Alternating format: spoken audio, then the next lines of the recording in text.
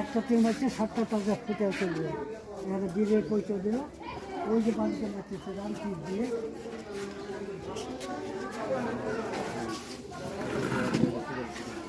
Sir এটা সেতু বন্দর, সমুদ্রে যত পাথর ফেলা সব ডুবে যায়, হনুমান আসি রামের পায়ের ডুবে যায়, প্রভু যত পাথর ফেলি সবটা ডুবে যায়, ভাসে যায়, কীভাবে সেতু নির্মাণ হবে। তখন ওই মাথায় হাত দিয়ে আশীর্বাদ করলো যে তুমি রাম নাম লিখে পাথর ফেলে সেতু নির্মাণ হবে। ওই সেতুর উপর দিয়ে চেষ্টা করছে, এখানে রাবণের সৈন্যের সঙ্গে রামের যুদ্ধ, আর যেটা বড় যুদ্ধ সেটা যুদ্ধ করে।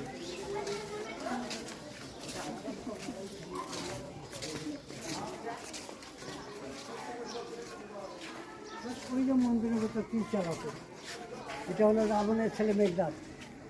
মেঘনাদ যুদ্ধ করতেছে মেঘরা আড়াল থেকে, রাম লক্ষ্মণকে নিচে। এখন হনুমান বলতেছে প্রভু কি এভাবে যুদ্ধ হবে না, লক্ষ্মণকে পিঠের উপর নেবে।